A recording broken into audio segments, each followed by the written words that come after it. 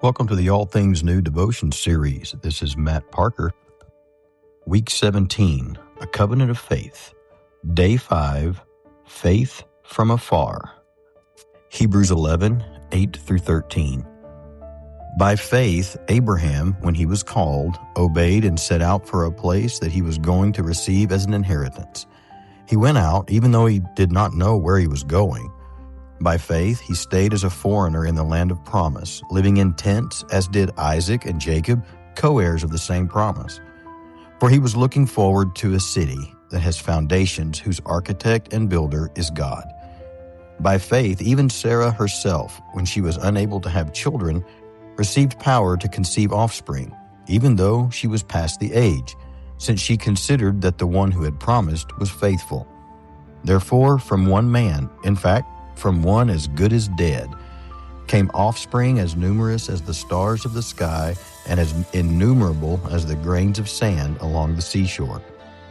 These all died in faith, although they had not received the things that were promised.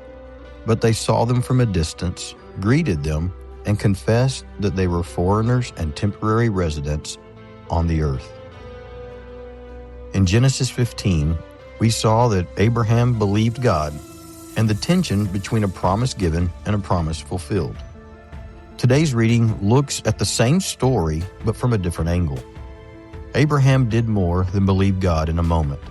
He kept believing God through his lifetime. When Abraham left to go somewhere that he didn't know, he lived as a foreigner in the very place he was promised to inherit. He spent his time worshiping and waiting, but never fully possessing all that was spoken. It's a powerful reminder that faith isn't proven in the big dramatic moments of life. It's revealed in prolonged obedience, in steady trust, and in moving forward when the outcome is unclear, delayed, or incomplete. This is a good place to close the week. Faith isn't certainty we will see every answer wrapped in a bow or even see it revealed in our lifetime. But faith is trusting God so deeply we can keep walking when we know that what He spoke is still very far in the distance. I love how Hebrews tells us that Abraham and Sarah and others failed to see the fullness of the promise, and yet they died in faith. I know in our current church culture we think of worship as only singing praises and declaring victory, things like that. But worship is also bowing in trust and faith while waiting.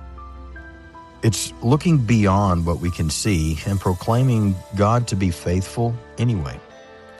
Hebrews says they were looking for a better country, a better city, one not made with human hands. Their faith wasn't anchored in their earthly ability to control things, but in God, who was preparing something far greater than their limited vision could perceive. My hope and prayer today is for you to receive God's promise with expectant hope, but also with open hands. Where in your life are you still waiting on God to bring fullness to something that He has begun? How can you worship Him in the waiting? Not because you have seen the whole outcome, but because you trust His faithfulness. Father, I'm grateful for the witnesses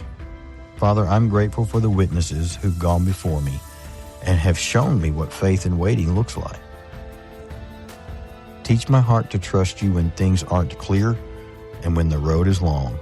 Like the song says, help me to worship while I'm waiting. Amen.